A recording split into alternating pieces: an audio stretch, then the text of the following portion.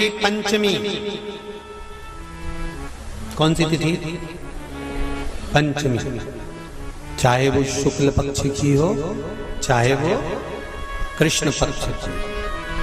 श्रावण महीने की पंचमी के दिन शंकर भगवान पर जिस जिस परिवार के व्यक्ति का कांवड़ जल हमने बताया है आपको, जरूरी नहीं है कि डंडा बांधकर 2 कावड़ के जल के लोटे लेकर जाओ, आप अपने हाथ में भी 2 पात्र लेकर जा सकते हैं। पंचमी तिथि के दिन हाथ में 2 लोटे जल के, 2 कलश जल के जब हम शंकर भगवान को चढ़ाते हैं तो ऊपर जो कमंडल होता है शिव जी के ऊपर जलधारी होती है, जिसमें जया, विषहरा, शामली बारी, दौतली और देव, शंकर भगवान की 5 बेटियां जिसमें विराजमान होती हैं। जब हम जल समर्पित करते हैं, हमारे पीढ़ी में, परिवार में अगर कोई अधोगति में मर गया होता है, कुंवारी अवस्था में चले गया होता है, गर्भ में मर गया होता है, गर्भ के बाहर निकलकर भी अगर कुंवारी अवस्था में चले गया होता है, तो श्रावण महीने की दोनों पंचमी पर परिवार का अगर कोई एक व्यक्ति भी जल चढ़ा देता है शंकर भगवान पर, तो सर्प की योनि में नहीं पड़ता, जीव मुक्त हो जाता, प्रेत योनि में सर्प की योनि से मुक्त हो जाता।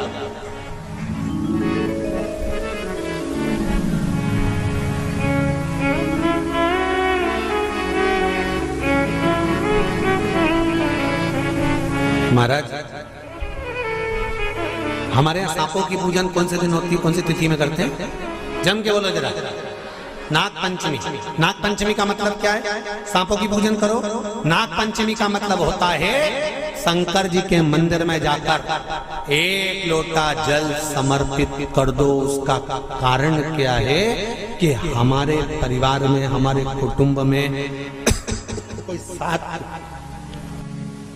कुटुंब में, परिवार में कोई 7 पीढ़ी के अंतर्गत भी अगर कोई जीव तड़प रहा होता है, पड़ा हुआ होता है, उसकी मुक्ति नहीं होती है, तो पंचमी का चढ़ा हुआ जल उस जीव को प्राप्त हो जाता है और वो जीव तर जाता है, उसका फिर जन्म नहीं होता, वो तर, इसको मुक्तता का,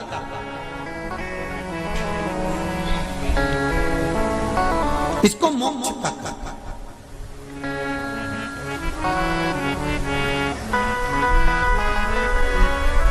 ये मोक्ष, इसी को कहेंगे कि ये मुक्तता है। महाराज,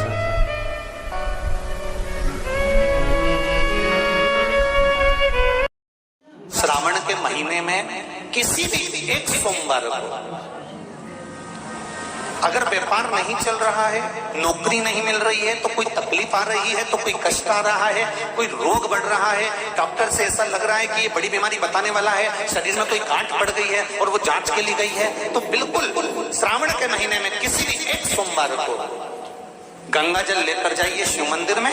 शंकर जी के मंदिर में थोड़ा सा गंगा जल नंदी को समर्पित कर कर, थोड़ा अशोक सुंदरी को समर्पित कर कर, थोड़ा गणेश और कार्तिकेय को समर्पित कर कर, थोड़ा सा गंगा जल जया, विषहरा, शामरी बारी, दौतली और देव को समर्पित कर कर, थोड़ा सा गंगा जल शिवलिंग पर समर्पित कर दो। उस गंगा जल को वापिस झेल कर लेकर आओ। 3 दिन तक लगातार उस गंगा जल को पीना प्रारंभ करो। उसके बाद जांच के लिए आप कहीं पर भी जाइए, बाबा कृपा जरूर करेगा।